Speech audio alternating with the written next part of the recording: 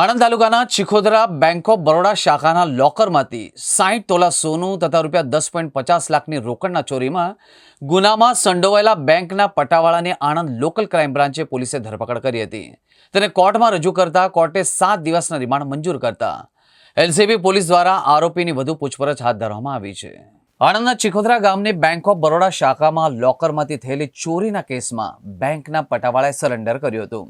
આરોપી વિપુલ કુમાર કેસરિયાને કોર્ટે 7 દિવસના પોલીસ રિમાન્ડ પર મોકલ્યા છે. વઘાસી ગામના સુભાષ પટેલ અને તેમના પત્ની સુનીતાબેને 2020માં બેંક ઓફ બરોડા ચિખોદરા શાખામાં લોકર લીધું હતું. તેઓ નિયમિત રીતે લોકરમાં સોનાના દાગીના અને રોકડ રકમ મૂકતા હતા. 18 સપ્ટેમ્બર 2024ના રોજ સુભાષ અને તેમના પુત્ર નેહુલ લોકર તપાસવા ગયા, ત્યારે તેમાંથી 60 તોલા સોનાના દાગીના અને ₹10.50 લાખ ગાયબ હતા. લોકરમાં માત્ર એક ઘડિયાળ, સોનાની બુટ્ટી, ચાંદીના સિક્કા અને એક ચાંદીનું ઝુમ્મર મળી આવ્યું હતું.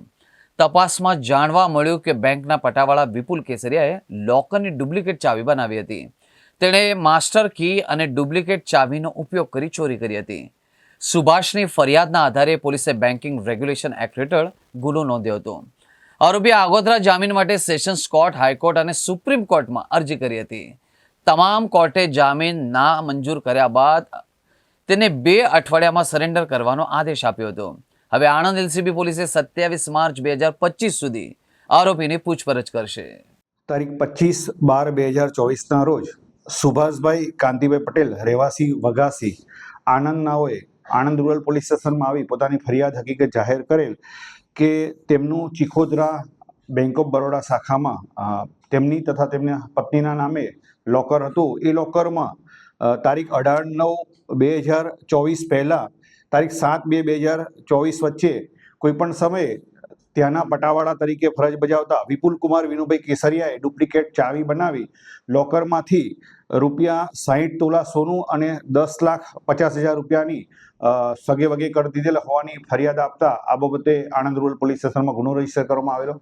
આ ગુનામાં એમાઉન્ટ ખૂબ જ મોટી હોય અને તેમાં બેંક ઓફ બરોડાના લોકરમાંથી પૈસાની સગે વગે કરેલ હોય. ગુનાની ગંભીરતા સમજી પોલીસ અધિક્ષક શ્રી જસાણી સાહેબે સદર ગુનાની તપાસ એલસીબીને સોંપેલી હતી. આ ગુનાની તપાસ પીઆઈ HR બ્રહ્મભટ્ટની સૂચના અને માર્ગદર્શન હેઠળ પોલીસ ઇન્સ્પેક્ટર પાવરાએ હાથ ધરેલી. આ ગુનામાં દસ્તાવેજી પુરાવા એકત્રિત કરેલા અને તમામ એવિડન્સ એકત્રિત કરતા આરોપીએ સૌપ્રથમ સેશન્સ કોર્ટમાં આગોતરા જામીન કરેલી અરજી કરેલી હતી, પરંતુ તે પણ નામંજૂર થયેલી. ત્યારબાદ હાઈકોર્ટમાં જામીન અરજી કરતા દસ્તાવેજી પુરાવા અને મળેલ એવિડન્સના આધારે નામદાર ગુજરાત હાઈકોર્ટ દ્વારા પણ આગોતરા જામીન આપવામાં આવેલા.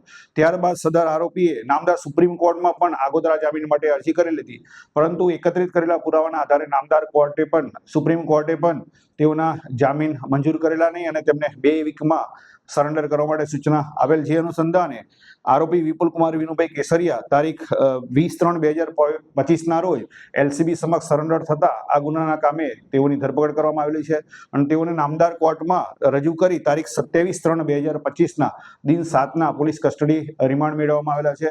આ રિમાન્ડ દરમિયાન આરોપીએ આ મુદ્દામાલ કેવી રીતે ચોરેલો છે, આ મુદ્દામાલ ક્યાં સગે વગે કરેલો છે, તે તમામ મુદ્દાઓ બાબતે તપાસ તજવીજ હાથ ધરવામાં આવનાર છે.